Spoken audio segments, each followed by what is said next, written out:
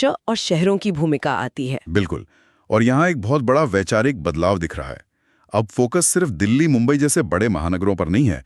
अब 5 लाख से ज्यादा आबादी वाले टियर 2 और टियर 3 शहरों को नए ग्रोथ हब के रूप में विकसित करने पर जोर है। इन्हें सिटी इकोनॉमिक रीजन्स कहा जा रहा है। और इन नए ग्रोथ हब्स को आपस में और बड़े बाजारों से जोड़ने के लिए वर्ल्ड क्लास कनेक्टिविटी चाहिए होगी। इसी कड़ी में एक बहुत बड़ी घोषणा ग्रोथ कनेक्टर्स यानी 7 हाई स्पीड रेल कॉरिडोर की है। ये कौन से हैं और इनकी रणनीति क्या है? ये 7 कॉरिडोर्स देश के प्रमुख आर्थिक केंद्रों को आपस में जोड़कर एक तरह का इकोनॉमिक ग्रिड बनाएंगे।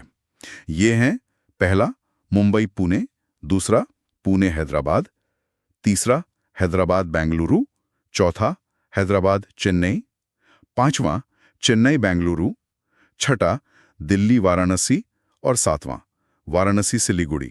अगर आप नक्शे पर देखें तो ये देश के दक्षिणी और उत्तरी औद्योगिक क्षेत्रों को एक हाई स्पीड नेटवर्क से जोड़ रहे हैं। बिल्कुल। कल्पना कीजिए कि पुणे में बनी कोई चीज कुछ ही घंटों में हैदराबाद के बाजार में पहुंच सकती है। ये तो देश के औद्योगिक नक्शे को पूरी तरह बदल देगा। रेल के अलावा जलमार्गों पर भी काफी जोर दिया गया है, जो कि एक कम चर्चित लेकिन बहुत महत्वपूर्ण क्षेत्र है। हाँ, क्योंकि ये माल ढुलाई का सबसे सस्ता और पर्यावरण के लिहाज से सबसे टिकाऊ तरीका है।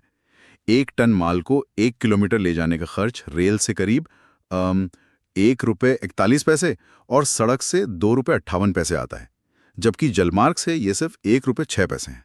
इतना बड़ा अंतर? हाँ, इसीलिए अगले 5 वर्षों में 20 नए राष्ट्रीय जलमार्ग शुरू करने का लक्ष्य रखा गया है। इसका कोई जमीनी उदाहरण है जो इसके असर को समझा सके? एक बहुत अच्छा उदाहरण है उड़ीसा में NW5।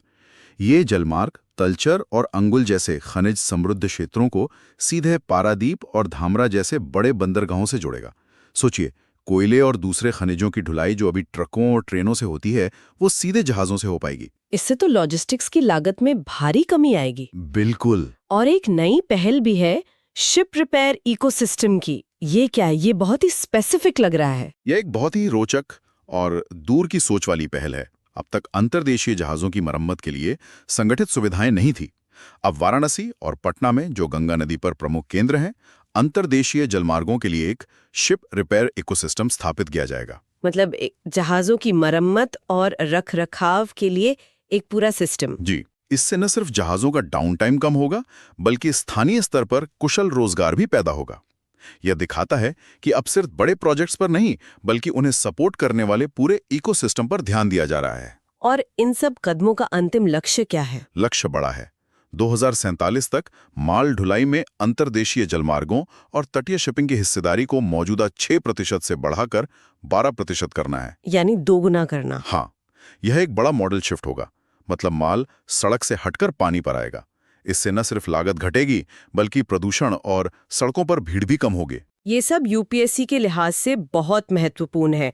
शहरीकरण जीएस पेपर 1 का हिस्सा है और इंफ्रास्ट्रक्चर, जिसमें रेलवे, पोर्ट्स और जल मार्ग आते हैं, वो जीएस पेपर 3 का एक कोर टॉपिक है। हाँ, और इनसे जुड़े सवाल आने की पूरी संभावना है, खासकर मॉडल शिफ्ट और लॉजिस्टिक्स एफिशिएंसी को लेकर। तो कुल मिलाकर देखें तो ये बजट अर्थव्यवस्था के हार्डवेयर को बनाने का एक महत्वाकांक्षी खाका पेश करता है। भविष्य की फैक्ट्रियां, उन्हें सपोर्ट करने वाले छोटे व्यवसाय और इन सबको जोड़ने वाला एक आधुनिक ट्रांसपोर्ट नेटवर्क। ये एक ऐसी नींव है जिस पर आने वाले दशकों की आर्थिक इमारत खड़ी होगी। बिल्कुल सही कहा। भारत हार्ड एसेट बना रहा है, लेकिन इन शानदार फैक्ट्रियों, तेज रफ्तार ट्रेनों और आधुनिक बंदरगाहों को चलाएगा कौन? इन मशीनों को चलाने के लिए दिमाग और हाथ कहाँ से आएंगे? हमारी अगली चर्चा इसी सबसे बड़े सवाल पर होगी। हमारे साथ भाग 3 में ह्यूमन कैपिटल यानी मानव पूंजी पर इस गहरी पड़ताल में शामिल हों।